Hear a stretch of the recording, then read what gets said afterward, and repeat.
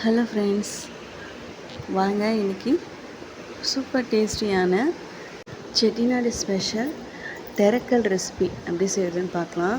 அது இட்லி, தோசை, சப்பாத்தி, ஃபுல்கா நீங்கள் எது கூட வேணாலும் சர்வ் பண்ணி பாருங்கள். டேஸ்ட் வந்துட்டு அவ்வளோ அட்டகாசமாக இருக்கும். ஃபர்ஸ்ட் எப்படி செய்கிறதுன்னு பார்த்துருவோம். ஒரு சின்ன ஜார் எடுத்துக்கோங்க. அதில் வந்துட்டு 1 ஸ்பூன் அளவுக்கு தனியாத்தூள், 1/4 ஸ்பூன் மஞ்சள் தூள், 3/4 ஸ்பூன் சோம்பு, ஒரு 5-6 வரமிளகாய் சேர்த்துட்டு நீங்கள் தண்ணி எதுவும் சேர்க்காமல் இந்த மாதிரி கோர்ஸாக அரைச்சி எடுத்துக்கோங்க. இது இருக்கட்டும். இப்போ ஒரு குக்கரில் தான் செய்ய போகிறோம். ஸோ குக்கரில் கொஞ்சம் எண்ணெய் சேர்த்துக்கோங்க. ஒரே ஒரு பட்டை அதை 2ஆக உடச்சி சேர்த்துக்கோங்க.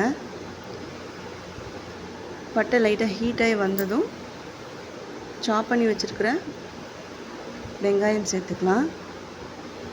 வெங்காயம் ஸ்லோ ஃப்ளேமில் நல்லா வதங்கி வரட்டும். இப்போது ஒரு 5-6 பூண்டு சேர்த்துட்டு கூடவே நல்லா வதக்கி விட்டுருங்க. இது ரெண்டும் நல்லா வதங்கி வரணும். ஸோ நீங்கள் மீடியம் ஃப்ளேம்லேயே வச்சு வதக்கிட்டே வரணும்.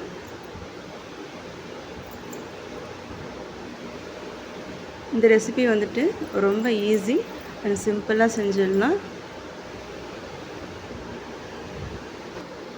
இந்த டிஷ்க்கு மெயின் இன்க்ரீடியன்ட்ஸ் பார்த்திங்கன்னா கத்திரிக்காயும் உருளைக்கிழங்கும் தான். ஸோ இதை வந்துட்டு ஈக்குவல் குவான்டிட்டியில் நம்ம எடுத்துக்கணும். இப்போது வெங்காயம் நல்லா வதங்கி வந்தாச்சு. கூடவே நம்ம தக்காளி கட் பண்ணி வச்சுருக்கோம் இல்லையா, அதை சேர்த்துக்கணும். வெங்காயமும் தக்காளியும் ஈக்குவல் குவான்டிட்டியில் சேர்த்துக்கோங்க. 3 தக்காளி எடுத்தால் வெங்காயமும் 3 எடுத்துக்கணும். தக்காளி நல்லா குழஞ்சி வர அளவுக்கு வதக்கி விட்டுக்கலாம். அதுக்காக கொஞ்சம் கல் உப்பு சேர்த்துருக்கேன். இதெல்லாமே சேர்த்துட்டு நல்லா வதக்கி விட்டுருங்க. ஒன்ஸ் தக்காளி நல்லா குழஞ்சி வந்ததும் கட் பண்ணி வச்சுருக்கிற வெஜிடபிள்ஸை ஆட் பண்ணிக்கலாம். கண்டிப்பாக வந்துட்டு உருளைக்கிழங்கும் கத்திரிக்காயும் குழஞ்சி வந்துடக்கூடாது.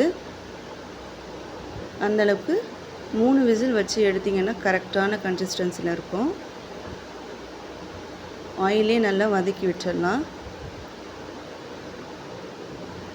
இது போல் நல்லா வதங்கி வந்ததும் மசால் சேர்த்துக்கோங்க. ஃபஸ்ட்டு அரைச்சோம் இல்லையா, அந்த மசால் சேர்த்துட்டு நல்லா கலந்து விட்டுருங்க. இந்த காய்கறி மூழ்கிற அளவுக்கு மட்டும் நம்ம தண்ணி சேர்த்தா போதும். எக்ஸஸாக தண்ணி வச்சிங்க அப்படின்னா காய்கறி வந்துட்டு குழஞ்சி வர சான்ஸ் இருக்குது. இந்த டிஷ்க்கு கண்டிப்பாக வந்துட்டு காய்கறியெல்லாம் குழஞ்சி வரக்கூடாது. கொஞ்சம் தின்னாக இருக்கிற மாதிரி பார்த்துக்கோங்க. அதுக்கேற்ற மாதிரி மிக்ஸி ஜார்லேயே தண்ணி எடுத்து அலசி ஊற்றிக்கோங்க. கரெக்டாக இருக்கும். 3 விசில் வைங்க, சரியாக இருக்கும். இப்போ இதுக்கு ஒரு மசால் ரெடி பண்ணணும். ஃபஸ்ட்டு தேங்காய் சேர்த்துக்கோங்க. அது கூடவே பொட்டுக்கடலையும் சேர்த்துக்கோங்க. நெக்ஸ்ட்டு கசகசா இருந்தால் சேர்த்துக்கோங்க. இது வந்துட்டு ஆப்ஷனல். இப்போ வேக வச்சு இந்த வெஜ்ஜஸ் கூடவே தேங்காய் பேஸ்ட்டையும் சேர்த்துட்டு நல்லா கலந்து விட்டுருங்க. இந்த கிரேவி பார்த்திங்கன்னா கண்டிப்பாக கிரேவியாக தான் இருக்கணும். ரொம்ப வந்துட்டு தண்ணி சேர்த்துட்டிங்க அப்படின்னா